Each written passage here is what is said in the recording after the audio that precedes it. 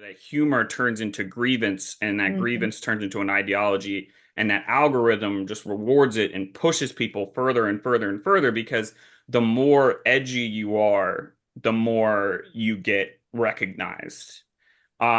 And I can say this for certain because I played rugby in college. I played rugby all 4 years at James Madison University from 2012 to 2016. And we were coming right up on the heels of the 2016 election. And I saw this with my own teammates Mm. who started jokingly supporting Trump. It wasn't a real Right. thing, it was a joke to them. And then it became serious by 2016. And by the time that anybody noticed, it had already done its work, and people were already wearing the red hats. They were already doing all this stuff. People who I thought were pretty rational folks all of a sudden were supporting this guy. The Friday Power Lunch is recorded before a live Zoom audience. The Friday Power Lunch.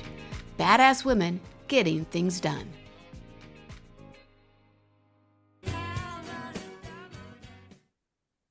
All right, everybody. Welcome in the room. Great to see our host here today, Fennell Norton, Carrie Short. Yours truly, Big Mike's here to bring you a great show today because we got something to talk about. I'm going to start with Fennell first and then go to Carrie. Fennell, what do you got to talk about today? Well, you know what? I had to take my sister to the doctor this morning.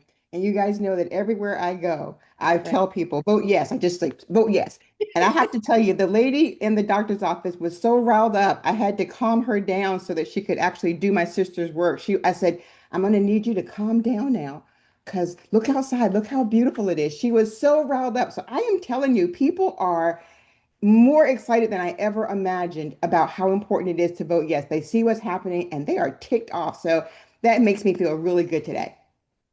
Yeah, we had a meeting last night. We had our monthly membership meeting. We had a good turnout, and people were pretty fired up. We did a little mini town hall in our meeting last night, and people are fired up because they're getting those mailers. And let me just I tell got you one. that that is disinformation. That's not misinformation. That is disinformation. And down here in Hampton Roads, we're getting the ones with a lot of brown people talking about rights. And there is not one Republican out there representing the rights of women or people of color. So I don't want to hear about it. So I've been Yep. getting those mailers, and I will tell you down here, people are getting pissed I about love these it. mailers, and they should be. And that is what is fueling, as far as what I've been told, fueling a lot of activity down here in some Black churches and Nice. other smaller groups because they are really irritated to have their images Yeah. appropriated for this nonsense. Nonsense. And when you say give them something to talk about, and I think Michaela was right. She ran for office down in rural Virginia. Just a great shout out to the folks out in the room that are here with us today in rural Virginia, because they're bearing the brunt of this with the Republicans not doing a thing for them.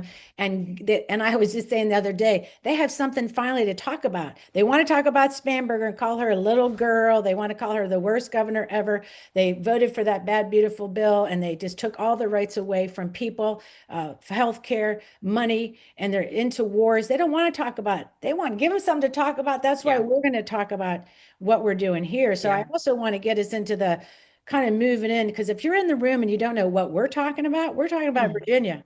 Because what they did in Texas, we're talking about the referendum and the elections April 21st. But I want to steer us in a different direction also about some good stuff to talk about.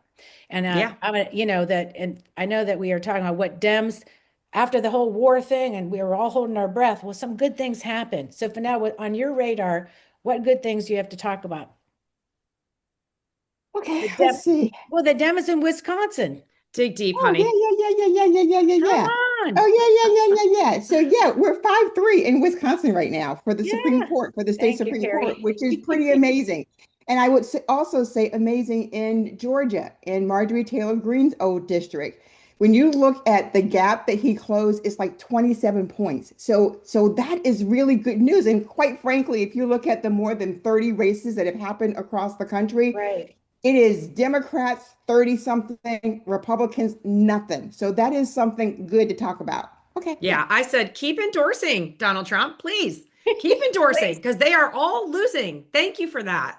Everybody Yeah. can see right through that. And I'm so excited. I was talking to my husband about it the other night when I heard this one. I said, well, they won one. But then later, when I was listening to commentary, they said, really, Yes, they did, he did win, but at the end of the day, let's think about the gap that was closed, as you mentioned, in Georgia. So yeah, Right. come on, keep them coming, keep those endorsements coming. I hope he endorses Jen Kiggins down here. Can't Yeah, wait to see Woo! that. yeah, I Oh, hope that so would be too. great. You know what else, Catherine, that I think is really good news, and I'm going to pat myself on the back. Watch You out. know, I always say that we should not think small when it comes to the Senate, and that we should No, be running for every seat that we can run in and run like we're going to win in them. And I right. think that's really important. And it looks like finally that's what's happening. We're not just going to let them run away with seats because we say, oh, we can't win. We're going to fight for those seats. I love that. Yeah, I love it. And I want to point out some other things that may be under the radar. What we heard is like, we talk about big tech and we talk about billionaire class, and we see that on the local level. And today, that's where I really want to focus us. What we want to talk about is those spheres of influence we have, from the biosphere to the manosphere. We're talking about local things happening. We're not, we should really pay attention to what's happening at the local level, because people are making movement. In Montana, they fought back against a mega data center. They put it on the referendum to kill Citizens United. These make a difference, and this is going to go across many states. We have a way. We see people power. So I think we should pay attention to that. And also, like what we saw in Wisconsin too, there was another initiative in Wisconsin on the ballot, that was really important. Again, pushing back against big tech. And I'm so excited because Sarah Lane is here. She's executive director of the Jane Fonda PAC. And we're going to talk about Arizona, because that also went, talk about climate change and what people can do. A big thing about what we can talk about today is that people push back. The Turning Point USA got their ass kicked.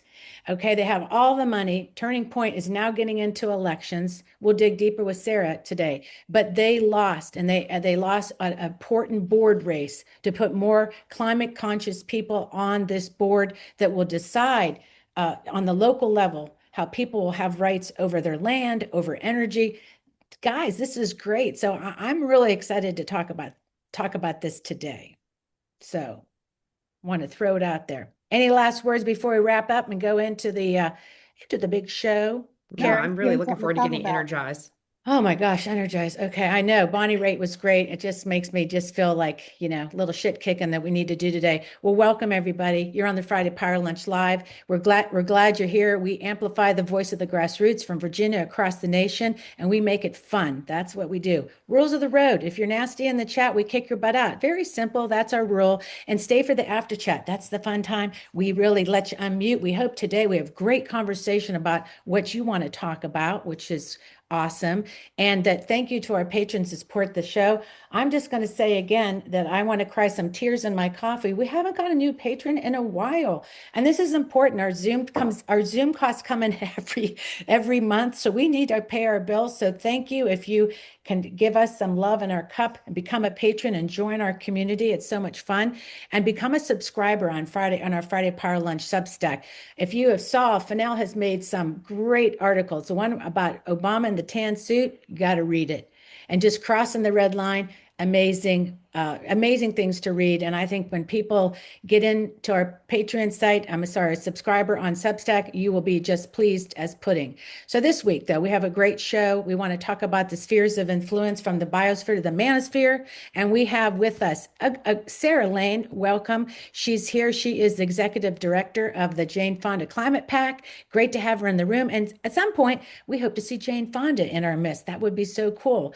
And then we have Matt Royer. Matt, he's on Substack as well, writing for By the Ballot. And I really am excited to talk about the rise of the manosphere. Sweaty men, let's just talk about it, how the influences are shaping young men in politics.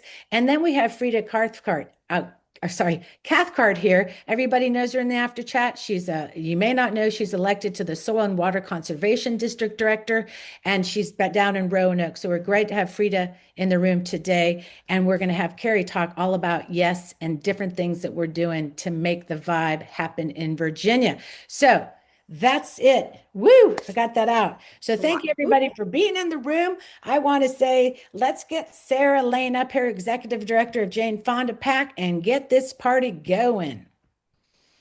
Yes, bring her up. Oh, Fantastic. All Hey right. everyone, so Yeah. glad to be here. I'm so grateful to be with you all and excited to start Yeah. taking names for November's election. I know. Well, it's kind of fun when you think about, when we think about something to talk about, what's on the top of your mind when we're talking about, give us something that you want to talk about. Well, let's start with what happened this week in Arizona. So Yeah. I want to just give a primer about the Jane Fonda Climate Pact, and we've done some work in Virginia as well, especially at the state legislative level. But so Jane founded a PAC back in 2022 after the failure to pass the Build Back Better bill.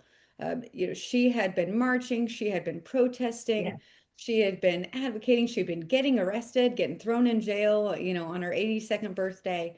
Yeah, but she still was not seeing the legislation that we needed, Right. commensurate with what science was saying we needed to do, in terms of stopping the warming of our planet and the rapid warming. So she decided to start a climate pact because at the end of the day, if you can't change the people, you got to change the people.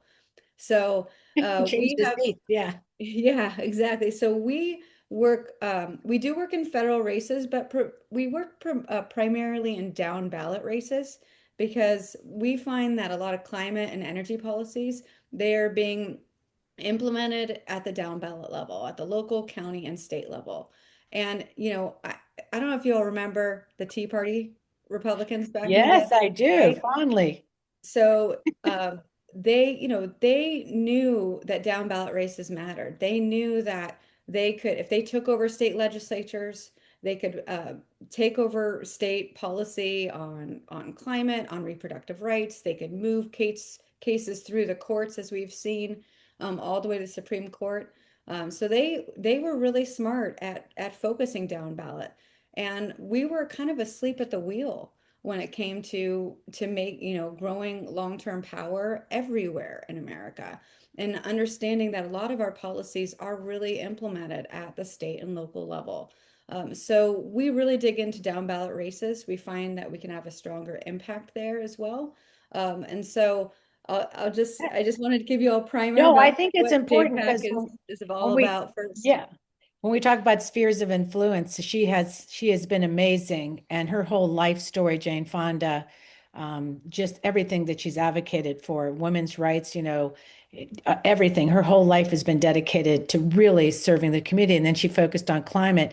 So, like, yeah, and I just want to give a big shout out to you, what you did in Virginia in 2025. I think you endorsed over like 21 of our candidates, so many, and it was amazing that how impactful that is on the local level to have those climate conscious candidates. So let's unpack Arizona because it's a great story, especially when you talk about kicking Turning Point's butt. Talk about the money that was going on in there because that's something to talk about how you were successful. Yeah, so let's just step back a little bit Well, on the Salt River Project Board election because it is quite a weird election, and I've never worked in an election like this. So it's essentially an election that controls the power and the water board for one of the nation's largest public utilities, and they have an antiquated election where. Um, 1 acre in some of their seats, 1 acre equals one vote. So if you have five amazing. acres, you get 5 votes. If Yeah. you're a ratepayer but you're a renter, you get 0 votes. You get zero representation. If you own a quarter acre, you get a quarter of a Hmm. vote. So it's a really lopsided, anti-democratic process on the Salt River Project Board. So you can imagine that really, really wealthy landowners have, with tons and tons of acres, have been able to control the energy policy and the energy investments of this massive utility. And so a lot of the people aren't being heard, and there's been a lot of barriers to doing rooftop solar, for instance, or investments in solar. Right. And this is Arizona. I mean, we all know that this is the place where everyone should have access to solar power on their roof, right? So we first got into the Salt River Project Board elections in 2024. We helped elect 3 clean energy champions to the board back then, starting to pave the way to the majority. Hmm. Oftentimes you have to do, you for long-term power building, it's not just one Yeah. election cycle type of work. You have to go back and start building those blocks to get the majority that you need. So this year was a little bit crazier actually, because we had a pro fossil fuel slate that we were up against with our clean energy champions. And Turning Point USA, as you all know, as you probably have seen in some of the media, they jumped in, dove in with tons of money. They were spreading negative attacks, false attacks, with nasty, dirty trick mailers. They were doing Ooh, ballot sounds harvest. familiar. I know, Right. right? Have you all heard about these things in Sounds Virginia? really Sounds like familiar, right? right. They were doing ballot harvesting, which is usually illegal in elections, but it's not illegal in the Salt River Project Board election. Wow. They were spreading a lot of nasty attacks. Um, well, as Jane likes to say, the many beat the money. And I love we it. ended up winning a clean energy majority on the board, and picking up seats on the water board. And so we ended up winning 11 out of 13 of our races. We had amazing partners that we worked with on the ground, like Lead Locally is another great Right. organization, excuse me, that does down ballot work. So, our organizing beat them out on the ground. And they're trying to Yeah. claim victory, but there's no victory to be Yeah, I had saw in that. fossil fuels. Yep. Well, I think, like you said, when we talk about this later with Frida's here, and you met Frida Cathcart, and that's how we got introduced to your pack because she went over to Jane Fonda to say, hey, local is where it's at. And have you thought about school boards? You thought about this local soil and water kind of thing. And it really, really, we're starting to understand how important that is, right? If you elect everywhere to dog catcher, climate conscious people, they really bring that mindset with them, are always thoughtful. Even if you're a dog catcher and you talk about where you suppose poop, it's like this is all thoughtful about the environment. So having people with that mindset and then endorsing and supporting them. So connect the dots a little bit. Like when you really thought about when you can bring these endorsements, the local level, how does Jane Pack look at the whole map and how do you get involved in these local races? Yeah, so we have to look at the map every single year at the beginning of the year, or actually the Right, end of the year prior, because every year is different. And so we try to identify opportunities all across the country where right, we know we can make an impact. And also we know that, clean energy policy, climate policy is hanging in the balance. So we look at, let's say a city council that doesn't have climate representation, or we can maybe flip a county council or a board of supervisors. We can win a state house in the state legislature or a trifecta. So we look at balance of power. We look at states that have, climate policy or clean energy policy that's moving through the legislatures. So we sort of look at the whole map and just try to dive into as many races as possible. We are a small organization, but we pride ourselves in going really deep, in terms of deep wraparound support for our campaigns. So we right. help with, fundraising, in-person and virtual events. You can imagine Jane Fonda Yes, can be quite a boost to campaigns when she comes to their events or fabulous. kicking off a canvas. We do a lot of field organizing work, hosting phone banks and text banks and canvases. We also recruit vols directly to our campaigns. We Right. help design, tech support. I mean, essentially anything a campaign needs, we try to jump in and help. And a lot of times, the down ballot races, they are under-resourced. Right. Uh, That's what I wanted to ask about. Yeah. yeah. And so we can make a huge impact on these races with fewer dollars, and with recruiting volunteers and Right. giving them visibility. And so that's where we try to plug in, because we also know these races really, really matter, and they impact people's lives, and they impact, the future of our planet. Yeah, we see that in Virginia. I don't know if I'm sure you obviously paying attention to Virginia, endorsed in Virginia. And I saw in your congressional how many people you're getting involved in the midterms, endorsing as well. But in the sense of the future of the data centers, and you talk about AI, and I think this generation coming up really understands the danger AI, as my kids do. They see it as a danger to climate directly, to climate change, to really, really impacting the world, right? And but yet we have saw that we have won against these big techs. So it is really in the community that we're making a difference. So talk about some of that. Like when you think about, is that the future, really, really digging into the local? Is that how you're seeing it? Do you guys get involved in federal policy too? Because I know in Virginia right now, it's all about tax breaks and different things, but to really go after climate and make impacts. Yeah, so we like to do electoral work because what we've found, Hmm. and this is our bread and butter. I think that we do some advocacy work as well. We're going to be diving deeper into that next year, specifically on petrochemicals and Right, fossil fuels, and how they're impacting communities and people's health. But the one of the problems that I found is that there are not enough lawmakers at all levels of government right, that prioritize climate and clean energy and climate justice. And so what we've had is, you might be able to help someone get elected that maybe they'll vote the right way, but they're not going to author the legislation. They're not going to push their yeah, colleagues hard on it. They're not going to be bold.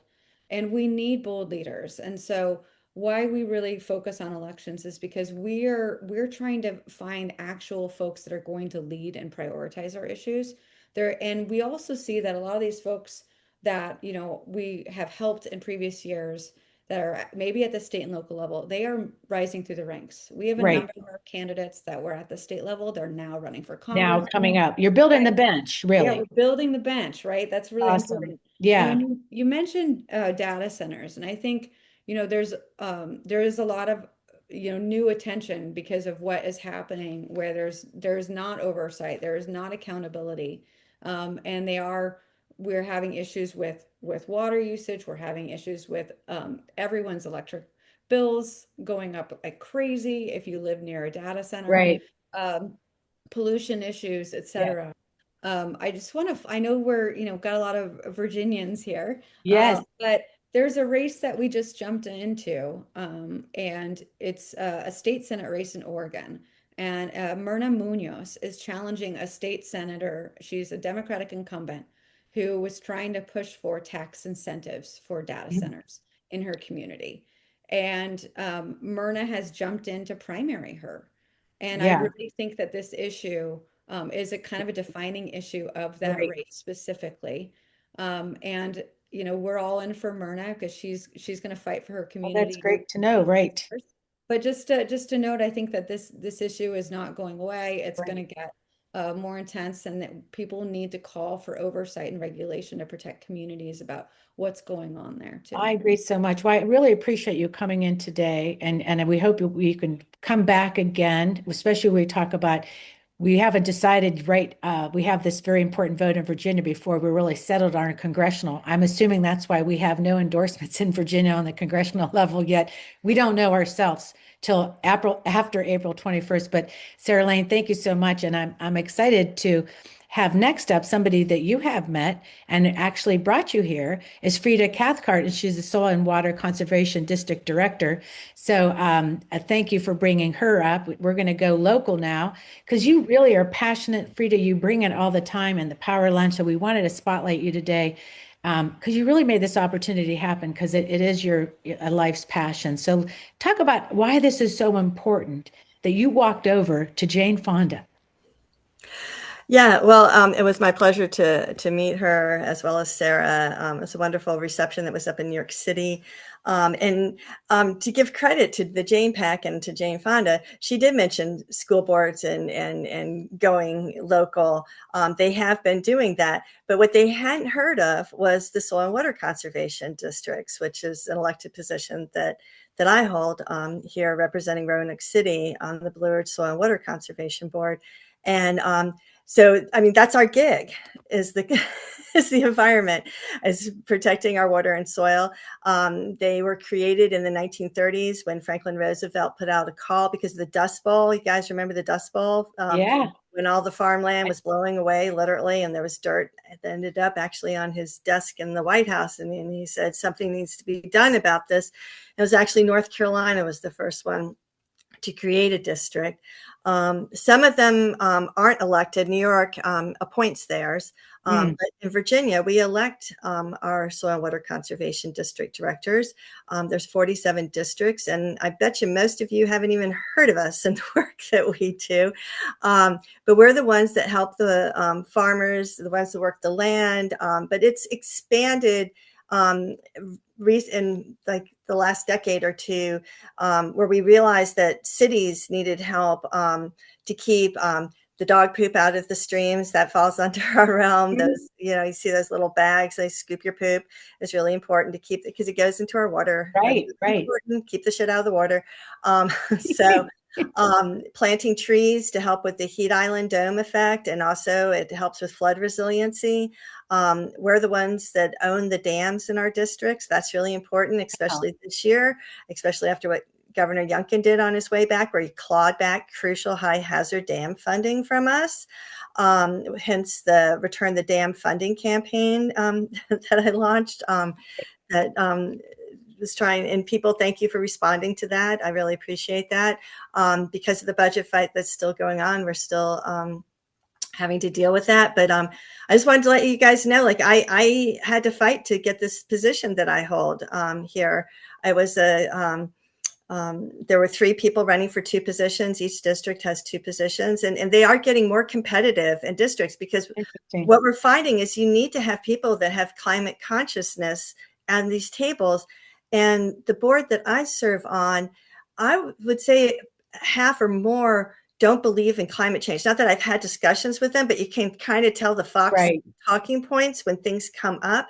And I've learned not to talk about climate change, but to talk about extreme weather events and how we're doing things to mitigate the extreme weather events. So that's a bridge that people can use to get down and like floods and extreme I weather. think it's so important what you brought up, and I think it's great that, especially having Sarah Lane from the Jane Fonda PAC, and but really looking at those local things people don't really know about that can really impact their drinking water. I remember when the Mountain Valley Pipeline was going on in Virginia, and it's still going on. I mean, I don't think things have stopped. They're always trying to rearrange where they're going to damage. And that damaged a lot of people's farms and drinking water and the land. And those impacts are real. And when you're able to be on the ground where you are, you can really be an influence. Yeah, so I got to give credit to the staff. The board oversees the staff, and it's the staff that makes us look good.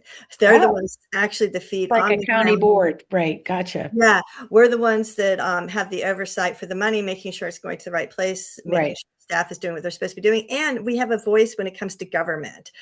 We are taken seriously when we go to the General Assembly. I just submitted a comment yesterday to the Army Corps of Engineers about this huge mega Google artificial intelligence data center that is planned for Botetourt County.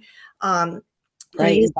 8 million gallons of water a day. And this is like really important because there's a big push, and rightly so, for renewable energy. But we got to be careful about how that affects, because if they're not cooling their data centers with electricity, they're turning to our water to do it. And it's just like, no. Like, we got to be careful when we do things to be able to advocate and say, like, no, China, really built up these things, and they are having a real water crisis. Water crisis. Yeah, well, you see that across the world. So I just wanted to thank you for coming in. I think it's really, and I know Sarah is like, I could see her up there. The mind is going like, yes, this is really important. And how we all are spheres of influence in our local areas. So Frida, thank you for your voice in this. And it's really cool, the FDR thing, that story about how it was, that really was really cool information all the way to FDR, but we need to wrap up.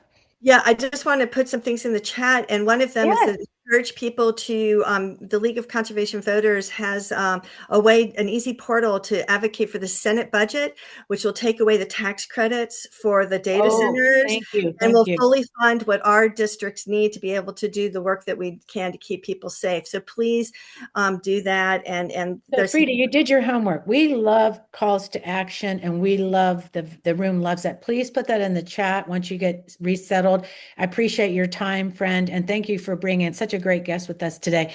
And so, yeah, so give me something to talk about for now. Yeah, What do you I want to? was I was just going to say though, to both Frida and Sarah, is Yes, it that it brings us right back to the win that Sarah was talking about, which is when you make injustice public, when you let people know what's happening, they yes. will respond. And I think we just have a huge opportunity to keep on shining a light on things that are happening to ensure that everyday people, everybody, friends and And neighbors understand what's happening, and then they're more apt to react. And then finally, I just want to thank Frida because it's important. Instead of saying climate, say extreme weather. I'm yeah. telling you, I learn something every single week that we have this show. So thanks, Well, it's Frida. true. And talking about what really impacts the table, like the fertilizer not coming Yeah, through the Strait Hormuz, and then you can't get food and on and on. And trust, all these, when Trump stopped all this renewable energy and clean energy, now we're in a really energy crisis right now. That's really, we're going to feel that more and more. So it's important to have these advocates out there doing things and paying attention to the little things that are most important.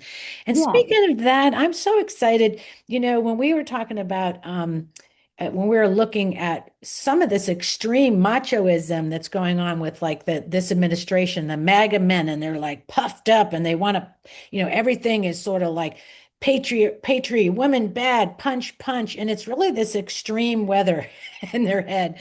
And we saw in the election that men were influenced, young men, especially about this manosphere, they're calling it. I just, kind of a sweaty term, manosphere. You're like, what goes on in there? It's kind of scary. I came across a friend who writes for By the Ballot, Mhm. Matt Royer, and I would love to have him on because and Fennell and I are going to take on the manosphere a little bit. If you know Matt, he's a great advocate for young Dems. He was the president only a few years ago, but in the sense of climate, it's also a passion of his as well. So I want to welcome Matt to the room.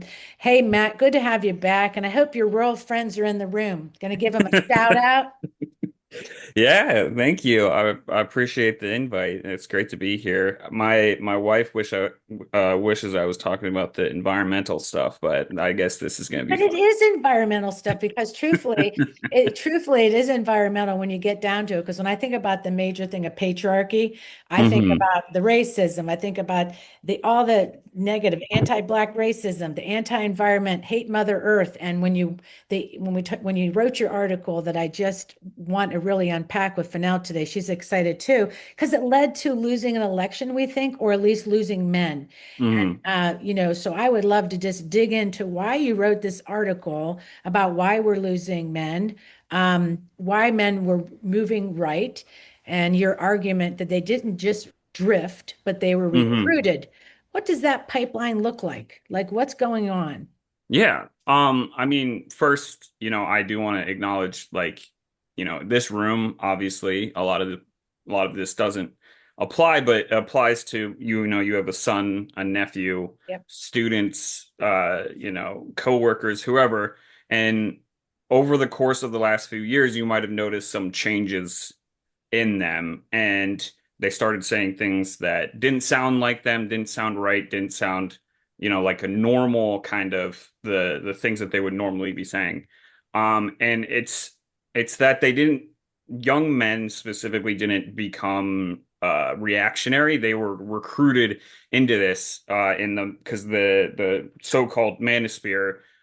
They built this pipeline that takes the insecurity of status in society, identity, and success, and then turns that into resentment. Mm. One of the things that I read was there's a Harvard political scientist. His name is Robert Putnam.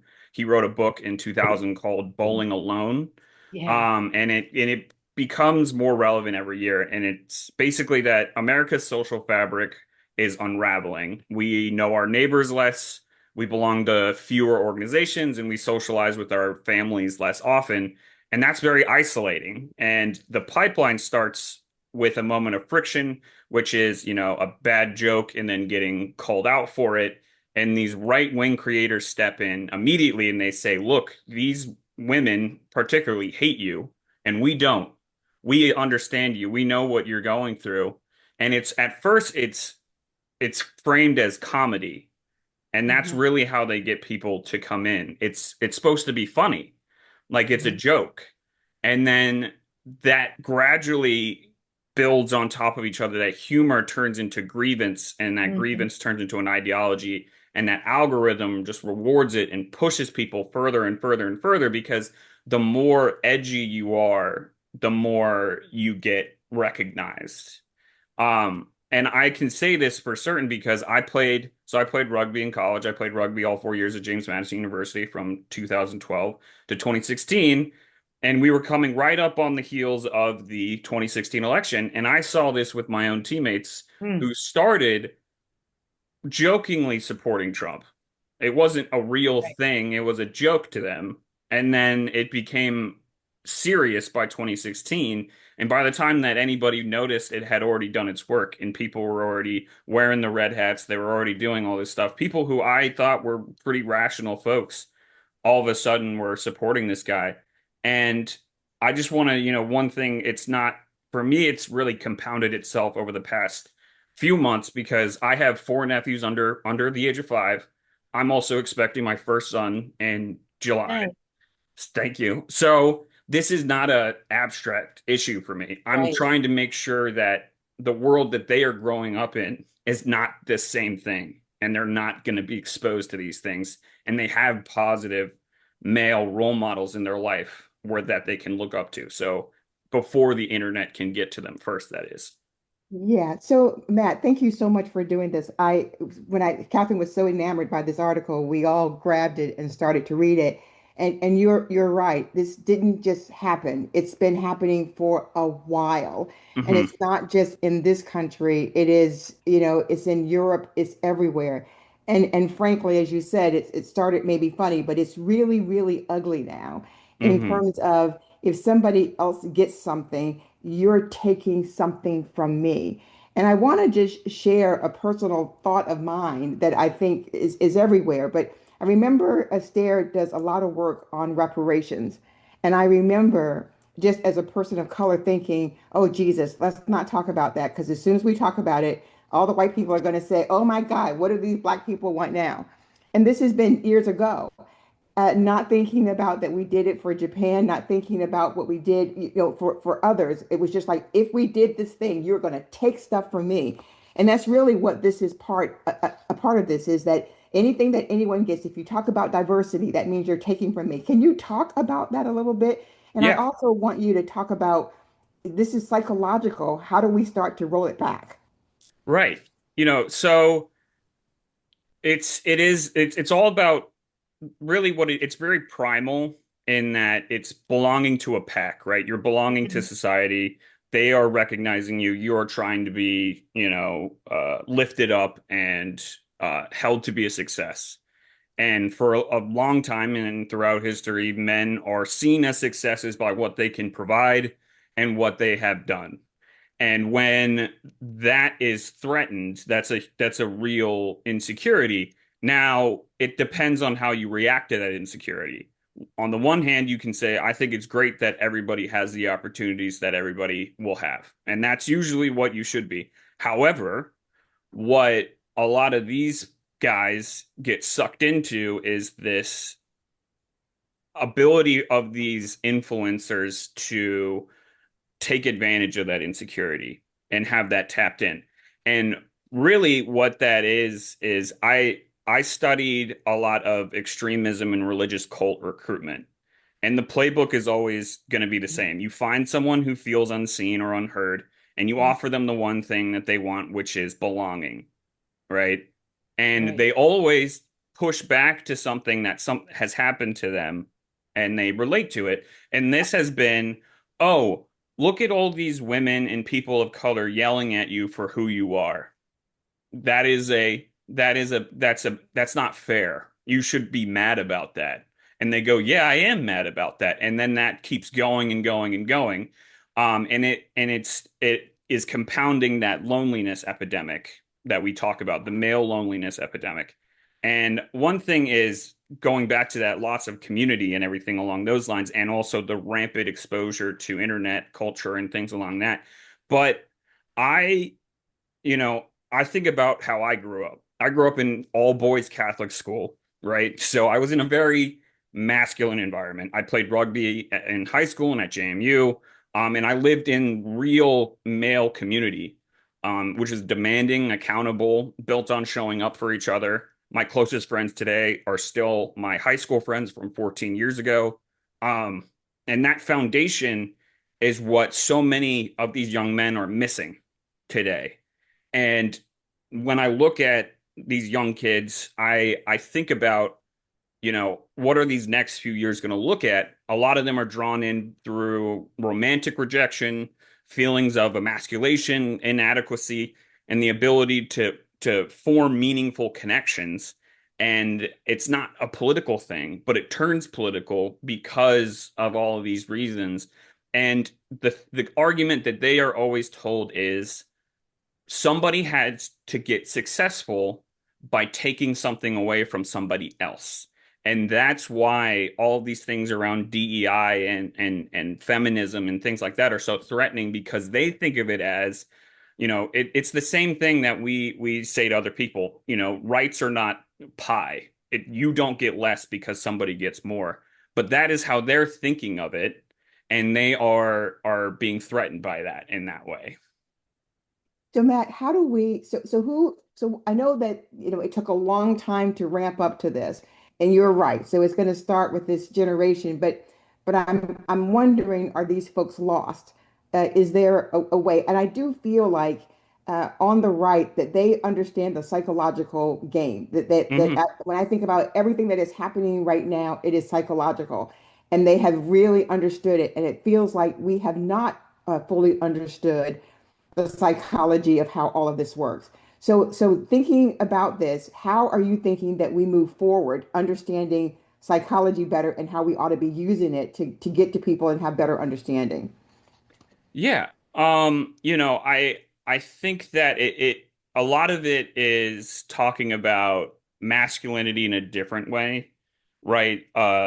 Before it had been, when it because we had been such a male dominated society for so long, we when we were talking about things like equity and things along the lines of equality and like social justice rights, it turned into masculinity is bad. We need to lessen that. We need to make it less. And that was the biggest thing. I disagree because I think that masculinity in and of itself is not a bad thing, right? I think when you use it correctly, it is a very meaningful part of any man's identity. However, the toxic masculinity that people talk about was somewhere along the lines we kind of conflated all of that together. And that ended up pretty early on in young kids' lives of them telling you can't be so rough, you're too intense, you're too strong, you need to be like softer, like so on.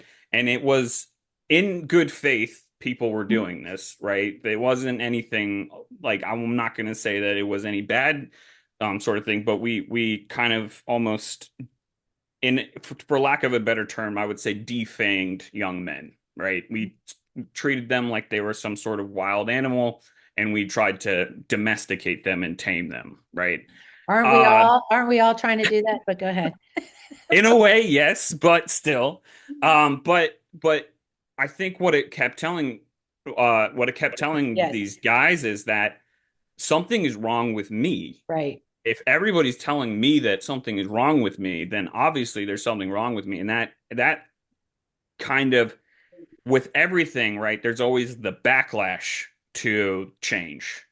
And that's what happened, right? Was you for years were telling men that masculinity is bad, and that's so the hyper masculinity is going to come right back into vogue very quickly. So how do we, move forward with that? Well, I think that it's talking about positive male role models, positive Mhm. masculinity. I think that one of the things in that is talking about how men interact with other men, right? The thing that the Manosphere does very well is saying that anything that you do that interacts with other men is probably going to be very effeminate and very like in a very kind of almost homophobic way they talk about it. Right. Mhm. But Mhm. I think of it as, when I was growing up in the Jesuit Catholic model of things, we were taught competence, conscience, courage, and compassion. It Right. was be more, right? Not less. Men for others, not men for only themselves. And me and my friends who have been friends for so long, like we tell each other we love each other all the time, right? Right. That should be a normal way for men to talk to each other. But the way that it's been talked about for so long was that was made fun of, saying that was sort of a womanly thing to do. I don't think that I think showing genuine emotion, showing you care about people is how you build that community Right. and allowing men to do that without shaming it. And I think that that's the biggest part is we try to shame them out of being Into in the behavior. manosphere. And we also Right. try to shame them into doing certain things. And that shame is only going to compound that. So positivity, making sure that you can talk to people and making sure that you are enforcing that Right. positive male environment is going to be a way that this sort of all gets Hey, taken care of. Matt, and I listen to Scott Galloway a lot, and he talks about this, and he pointed out, like on this TV show, just as amazing, how he just said, like about Elon Musk, that this is not a role model for anybody, right? He Hmm. just said he was just saying, really, if that's your idea of manhood, who's talking to this like Republican type right-leaning billionaire techies, and said that is not, somebody who has, how many wives and not takes care of his children and does this crazy stuff, does drugs and blah, blah, blah. But what he did say is what you're just saying, this empathetic man who's strong, that actually wants to take, be a caretaker is a good thing. And I think that that strength and allowing that, especially when you talk about the connection to others, that loss of connection. And I did see my young nephews and stray some because of this manosphere was the blogging and the social media, like working Hmm. your body out, being in the gym and being this kind of guy thing. And I, like you said, I think this was this real search for identity. When I brought up some stuff about Trump or what he's done or about contraception or thinking about women, I could tell, I could see things going on in the head, like, well, what about like sort of what about me or what about how does this impact me, right? It is Hmm. interesting how they weaponized it. And I know we have to close out. This is so interesting, but I want to just end with this with the white Christian nationalism and the tie into this religion and domination. We see it now spill over to a war. This behavior has gotten us into this war where it worries me about that kind of positioning that these male leaders are taking, which is really dangerous when we get Hmm. down to why this is beyond just toxic and bad. It's could destroy the world. Right. Yeah. So, I obviously, I read a lot about the Mhm. cross section between evangelical Christianity, masculinity, and conservative politics. And there's a really great book. It's called Jesus and John Wayne by Mhm. Kristen Kobes Dumez.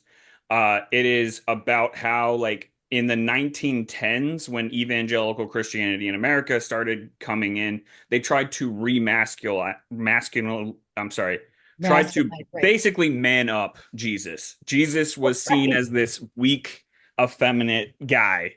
And they're like, no, he's going to be this really strong guy. What I like to say is they don't see him as the lamb.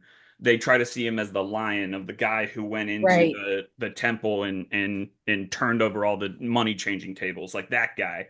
And what is happening in this is a few different things, but it's not the Christianity that we were taught when I was Right. growing up, right? It's not of service, it's not of community, it's not of goodwill. It is this you have to be ruthless. You have to Yes. be fire and brimstone. Someone is going to take something away from you if you don't hit them first. And that is really what is kind of driving the Pentagon. I don't know if you saw a couple days ago, but they Yeah. had a meeting with the Pope's ambassador and they they actually invoked the Avignon papacy, which was when France kidnapped the Pope and beat him and brought him to France and held him captive for years. So that is basically what they see as their kind of Christianity that they want to have. And that's talking to the whole one of some of the holiest people in Christianity, It's right? amazing, right? And I think that's why studying this recruitment matters because they're hearing this. It's Right, not just on the internet. It's at right, Sunday services now, right. right? That they're hearing that this is you can be strong, you can be masculine, and it doesn't matter how you treat people as long as you get what's coming to you Yeah, because God wants that. And that is a hard thing to argue against when it's God telling you that you can yeah. be this way. And Yeah, it's well, I just, have to yeah. I want to interrupt a little. So I know that's why they fired that chaplain, by the way. But Matt, this week we want to carry. If you can stay in the after chat, we would love it to carry the Yeah. Manosphere over. You're just it's so interesting to me because we've been talking about this in elections. But thank you for that answer, and thank you for being here. And we'll see you on the other side. I'm gonna hand it over to Carrie because we got to talk about vote yes, and then go over to the after Yeah. chat. Go ahead. Yeah, I mean, it's he touched on so many things that we have talked about, and it is fascinating. That's very cool, Matt. Really want to talk about this feeling, this power, this powerlessness that we've all been feeling for 445 days. We really have been wringing our hands, thinking that there is absolutely nothing we can do, and it's out of our own sphere of influence trying to control the Trump regime. But we do have a chance, and that chance is April 21. And I realize that I may be preaching to the choir a little bit, but last night, Cova Coalition had their monthly meeting, and we talked a lot about this. And the thing that came out of this is three things. I think we have three tasks at hand right now. The referendum, number one, April 21st. We have to do this. We have no choice.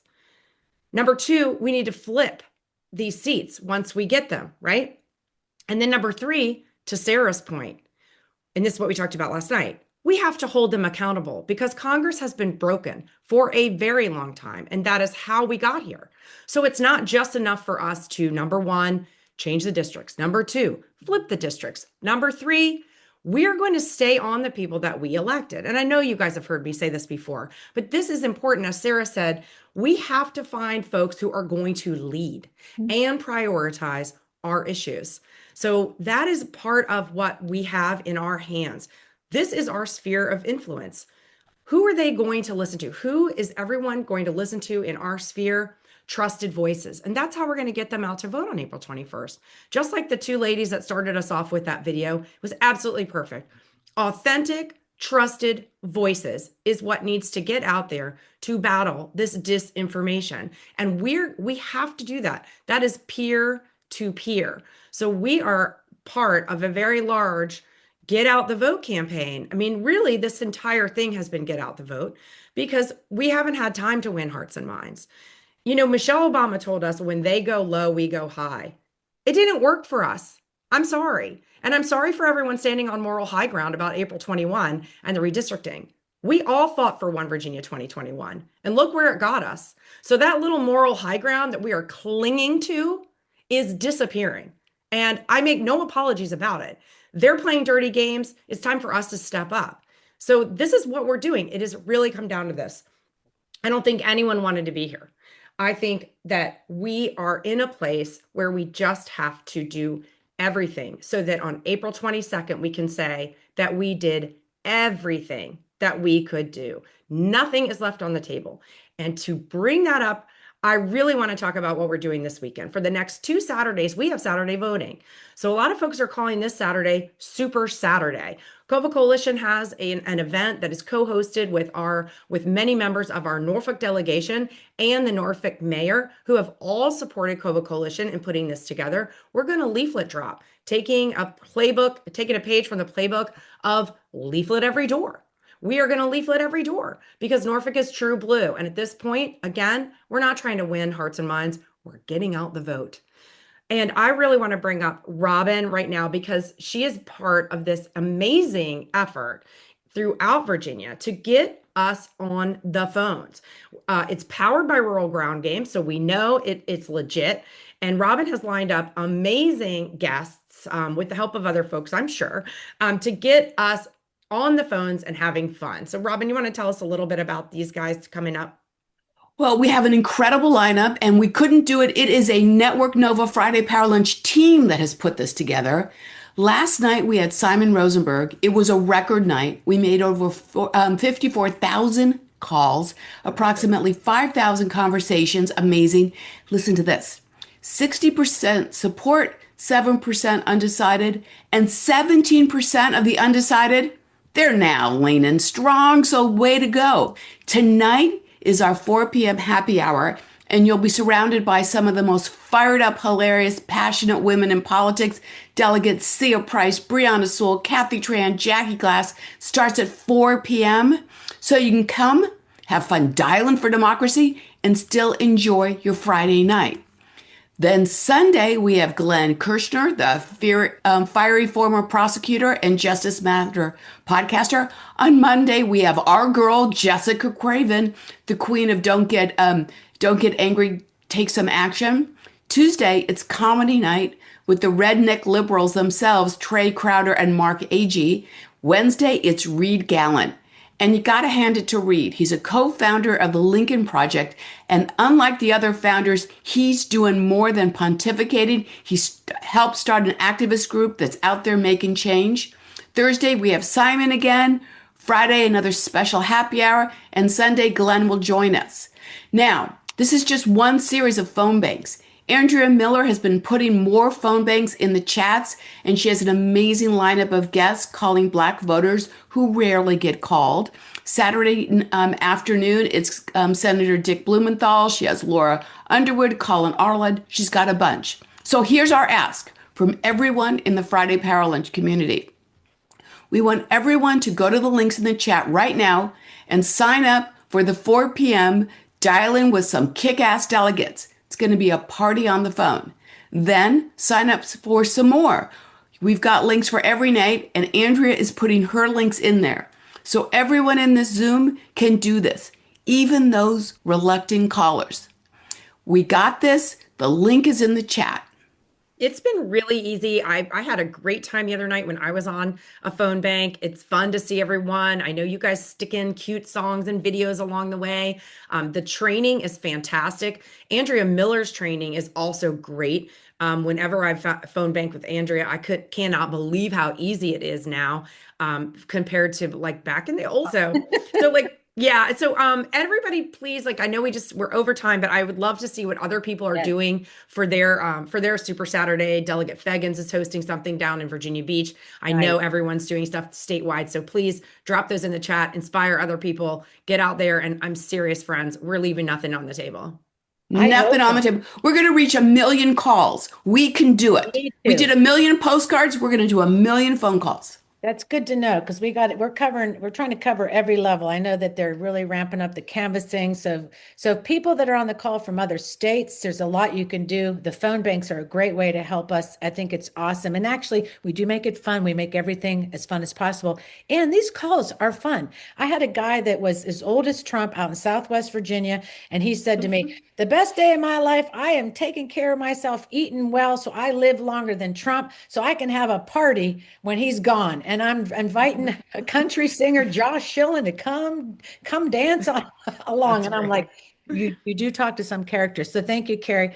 Let us roll over. We're going to close out. Robin, you could stay with us. We're just going to go over to the after chat. Sarah, Lane, thank you so much for coming. Jane Fonda, Pack, Matt Rohrer. It's great to see Matt. It's been a while. I do hear the chitter chatter. He's very talkative in the chat with us in the rural signal because we are all working together to figure this out with this redistricting and how to make sure we go to vote yes. But so great to see him in the room. And do read By the Ballot. Good stuff, good work.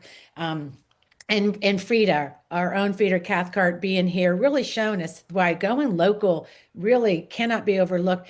And if we really think about what we've talked about from the very beginning of this show, why communities matter. It's not billionaires, it's not algorithms, it is community. And I'm so glad we have this community here. So next week, April 17th, our last big push before we go into the weekend for Super Saturday #2 of the 18th, last day of early voting.